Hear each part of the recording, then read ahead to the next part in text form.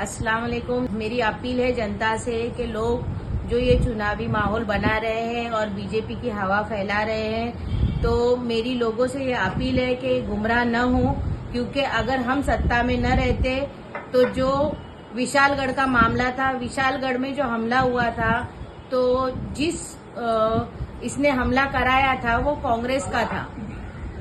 कांग्रेस वालों ने जब हमला कराए थे तो उसके बारे में किसी ने उस पर चर्चा नहीं की। वहां पे बचाने के लिए जब अजीत दादा गए तो अजीत दादा ये जो है घड़ी से थे, जो राष्ट्रवादी पार्टी के थे, तो उनके बारे में अफवाह फैलाई गई कि ये बीजेपी के। लेकिन अजीत दादा ने ही वहां पर जाकर विशालगढ़ में लोगों की मदद की, लोगों को घरों में 50-50 हजार की मदद दिलाए और वहां पे जो उनके ऊपर अत्याचार हो रहा था कहीं न कहीं उसे रोका। उसके बाद नीतीश राणे जो मुंह पसार के आए दिन कुछ न कुछ उल्टा सीधा मुसलमानों के बारे में बोल रहे थे, तो उसके ऊपर भी अजीत दादा पवार ने लगाम लगाई और उनके वालिद जो नीतीश राणे के जो फादर है उनसे बात करके उसके नारायण राणे के से बातचीत करके उसके ऊपर एक लगाम लगाई, जिससे कहीं न कहीं वो माहौल थोड़ा बदल गया। तो हम लोग सत्ता में रहते हुए उनसे अपनी बातें मनवा रहे हैं, अपने काम करा के ले रहे हैं, क्योंकि अजीत दादा एक सेक्युलर नेता है और अपने जबान पे कायम है। रही बात मुमरा में लोग बोल रहे हैं कि बीजेपी आई है, बीजेपी को इन लोगों ने लाया है। भाई प्रसाद लाड़की जो क्रिस्टल कंपनी है, कौन लाया मुमरा में? सबसे पहला मुमरा में बीजेपी को लाने वाले आवाड़ साहब है। टोरेंट कंपनी किसकी है? बीजेपी को मुमरा में लाने वाले आवाड़ साहब है, टोरेंट के जरिए से। भाइयों गुमराह न हो, टोरेंट का बिल जो आज 2000 है, ये जो पैसा बांट रहे कल को 4000 हो जाएगा। आंखें अभी भी खोलो, गरीब की जेब खाली होगी, पैसे वाले की जेब तो भरी रही है अल्हम्दुलिल्लाह। और जितने नेता टंडेल पटेल है अपनी अपनी जेबें भर रहे, अपने अपने टीआरपी बढ़ा रहे हैं। आप लोग देखो कि आपको क्या करना है। उसके बाद में इन्होंने जो बोलते हैं कि बीजेपी हमने लाया है, हमने नहीं लाया है। इन्होंने आरएसएस की कंपनी जो है महा मुमरा देवी को लाया। जब महा मुमरा देवी बनी तो उसका क्या था, उसका टर्नओवर कितना था? एकदम जीरो था।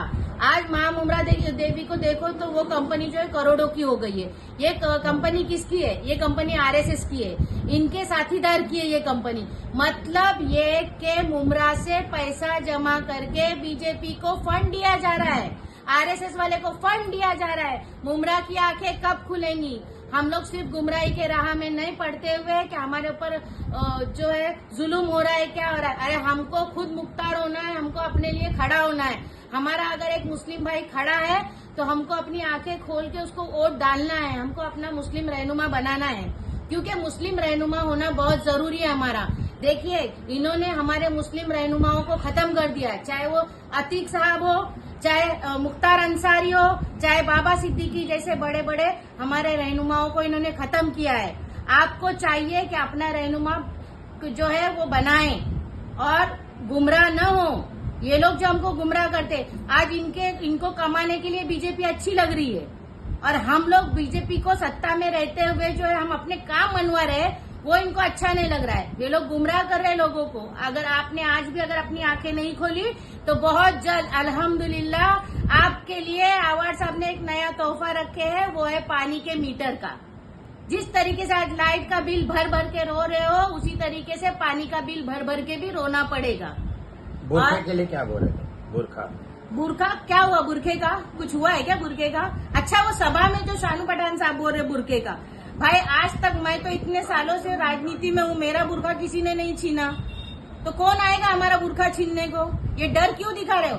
आप विकास की बात करो, आप काम की बात करो, आप उम्रा की बात करो, आप जो है इंसानियत की बात करो। आप गुमराह क्यों कर रहे हो लोगों को? आप आपके एरिया में, आपके मुसलमान इलाके में, आजाद नगर में पानी नहीं पिला सक रहे हो लोगों को। जब फंड आया उसके बावजूद भी आप लोग अधिकारियों को डरा रहे हो, धमका रहे हो, वहाँ के औरतों को तकलीफ पहुंचा रहे हो, नुकसान पहुंचा रहे हो। जबकि चालियां आपकी बनाई हुई, वहाँ की बिल्डिंगें आपकी बनाई हुई, तो भी आप लोगों को परेशान कर रहे हो, सहूलतें नहीं दे रहे हो। बीजेपी तो दूर है, यहाँ तो मुसलमान तकलीफ दे रहा है, मुसलमान पानी से परेशान कर रहा है। वहाँ के टॉयलेट जाके देखो, अपना दवाखाना है उसका काम नहीं करने दे रहे। अरे कौन सी गुमराही में जी रहे हो भाई? अभी भी आंखें खोलो। और ये फर्स्ट एंड लास्ट मौका है, ये मौका गया तो ये आखिरी मौका है, डबल मौका नहीं आएगा, याद रखना। सुझाव क्या है? सुझाव यही है भाई, घड़ी पे वोट दो, सेक्युलर पार्टियों को वोट देने के चक्कर में मत पड़ो, बीजेपी में गुमराह मत हो बीजेपी के नाम पे, क्योंकि ये लोग सिर्फ गुमराह करने का काम कर रहे हैं और कुछ नहीं कर रहे।